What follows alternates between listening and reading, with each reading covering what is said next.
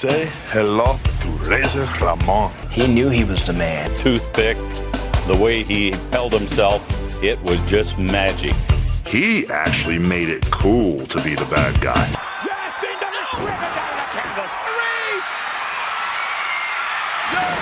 Yes, what a matchup with Shawn Michaels. Nobody beats the bad guy. Just really didn't seem to be performing up to the level that he once did, and we mutually parted ways. But what sucks is when you want to quit and you can't. What do you do when they quit chanting your name? There are wrestlers who become champions, then there are wrestlers who become icons, and then there are very few who become legends. Not because they won titles or they cut famous promos, but because their story, well, it just touches something deeper. For many fans, Razor Ramon, Scott Hall was the definition of cool. The toothpick flick, the gold chains, the swagger, the accent, the walk, the bad guy persona. The little spark that he needed to light the dynamite of everything he had. I'm living the good life, man. You just can't teach somebody to be cool. And Scott's always been cool. Nobody a superstar everywhere he went. He helped change the wrestling business forever. He was one of the founding fathers of the NWO, and he altered the Monday Night Wars. He was one of the first names that they wanted when WCW decided they were going to take over the wrestling business. His name was one of the names on top of that list. But behind the charisma was a man fighting the darkest battles a person can possibly face. Addiction, trauma, broken relationships, arrests, and a lifetime of pain that nearly destroyed everything that he achieved. Scott Hall's story is not just a wrestling tale, it's a story about fame, about demons, about friendship, about heartbreak, and about hope. This is the truth about Razor Ramon, the rise, the fall, and the emotional fight to survive. Before the world ever heard the words, "Hey yo!" Scott Hall was just a young man trying to find direction in his life. Born in 1958, he moved from place to place as part of a military family, which meant that he never truly was grounded anywhere. Wrestling wasn't his first dream. He originally wanted to join the military, but later became a bodyguard and worked in a nightclub as a security guard. But everything changed in 1983 when Scott Hall was involved in a real-life tragedy that would haunt him forever. During a confrontation outside of a nightclub, he wrestled a gun away from another man. The gun discharged and the man died. Like I drilled him, he went down and his shirt went up and he was reaching for the gun, so I reached for it too. We wrestled around with the gun, I took it and shot him in the head. Scott was charged but later cleared due to self-defense.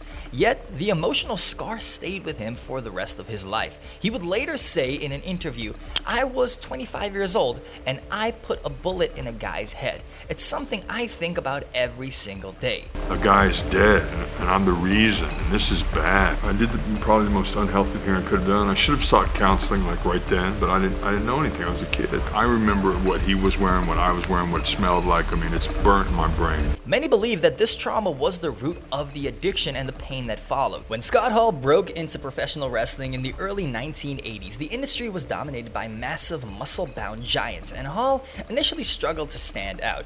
Trained by Hiro Matsuda, he paid his dues across several territories, working in places like Championship Wrestling from Florida and the AWA and Jim Crockett Promotions. He wrestled under names such as Big Scott Hall, Magnum Scott Hall, and later Diamond Stud in the WCW, where his size, his athleticism, and his natural charisma was obvious, but the right character still hadn't clicked. He looked like a star, but he just didn't feel like one. Then everything changed in 1992 when Scott Hall joined the WWF. According to Hall himself, he walked into Vince McMahon's office dressed like a Cuban gangster, channeling his favorite movie character, Tony Montana from the Scarface. That bold pitch sparked an idea, and Razor Ramon was born. The chains, the accent, the toothpick, the slick hair, it became instantly iconic. Razor Ramon was not a cartoon character. He felt real, he felt dangerous, he felt stylish, and someone that fans could get behind and imitate. People will talk about Scott Hall when they talk about the greats. I mean, the legacy is just coolest guy in WWE ever. He was able to take a character and make it larger than life. He was a pivotal guy at a pivotal time. Razor quickly became one of the biggest stars of the new generation era in the WWF. He won the Intercontinental Championship 4 times, and his ladder match with Shawn Michaels at WrestleMania X is still considered one of the greatest matches in WWE history. A match that redefined athletic storytelling forever. And I mean, let's not even talk about his feud with the 1-2-3 Kid. Razor was unstoppable, but Scott Hall, the man behind the character, was quietly falling apart. As Razor Ramon grew more popular, Scott Hall faced the mounting pressure to maintain his body, endure brutal travel schedules, and constantly perform at the top level. That pressure, combined with unresolved trauma from his earlier years, led to heavy drinking and reliance on painkillers, common in wrestling during that era. By the mid-1990s, Scott Hall's personal life was collapsing. His marriage was deteriorating, his drinking had only gotten worse, and he was becoming an unreliable character backstage. Meanwhile, WCW launched Monday Nitro, and then the Monday Night Wars began, when WCW offered Scott a massive guaranteed contract, something that the WWF didn't offer at the time. He left alongside his friend and co-worker Kevin Nash. What happened next? It changed wrestling forever. Scott Hall appeared on WCW television through the crowd in May of 1996 and gave a promo that shook the industry, blurring the lines between reality and storyline. 1 month later, he joined Nash and Hulk Hogan to form the New World Order, the NWO, one of the most successful factions in wrestling history. For a moment, Scott Hall was hotter than ever. He was famous. He had so much money coming in. He had creative freedom and he had cultural influence. But with that success came more partying, more drugs, and unfortunately more alcohol. Scott was sober. Scott was at his best. The only time that he ever felt in control of his life was he was in that ring.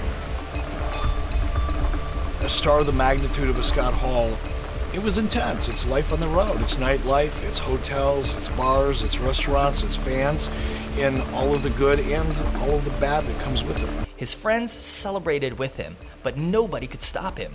He was spiraling fast. By the late 90s, Scott Hall's addiction was out of control. WCW attempted storylines where his real issues were turned into entertainment, a decision that many fans still believe was cruel and deeply damaging for Scott Hall. Promoters wanted to sell his pain. Scott Hall was losing his identity. His body was failing. His family was breaking apart. Even Kevin Nash, his closest friend, said that he feared Scott wouldn't survive for much longer. When WCW collapsed, Scott Hall went back to the WWE in 2002, and his substance issues caused major problems for him in the promotion. After the infamous plane ride from hell, he was released from the company. The bad guy, once the coolest wrestler alive, had become a tragic fallen icon.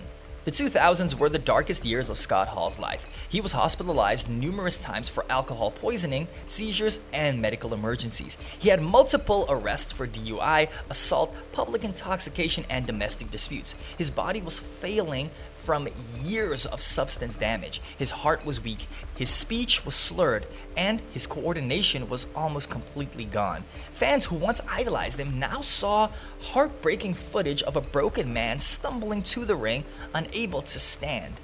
It got so bad that doctors told him that he was going to die soon if he didn't change. He attempted rehab multiple times, over a dozen by some estimates, but nothing ever worked. I just kind of feel like it's now or never for him. You know, I just want to be the one that can make a change for him. I don't like people worrying about me, especially people I love. I don't want to embarrass my kids. I don't know how much longer his heart's going to be able to take this. Then came a lifeline from an unexpected place. Diamond Dallas Page, a longtime friend, refused to let Scott go. He took Scott into his home, put him on a recovery program with yoga therapy, nutrition, and mental support. He involved wrestlers and fans in a fundraising campaign to pay for Scott's surgeries and his treatments.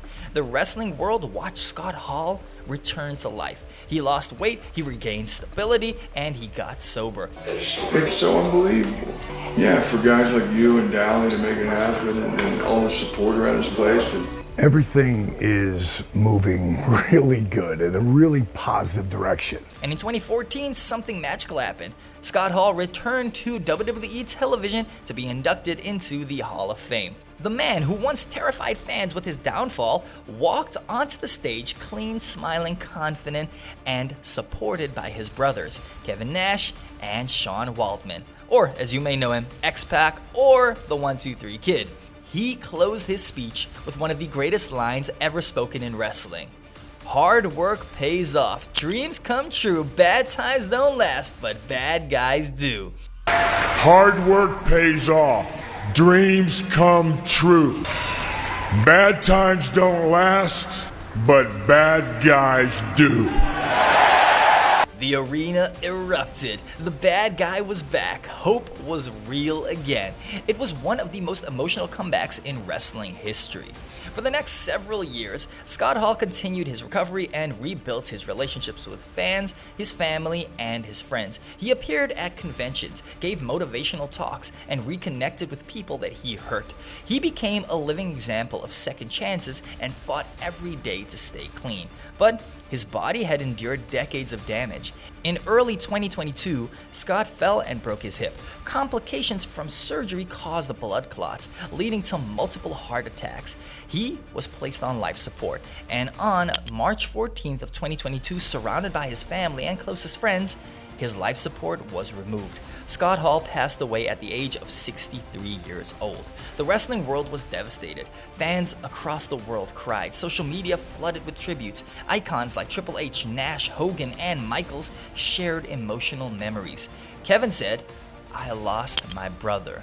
His death was heartbreaking, but his legacy lived on stronger than ever.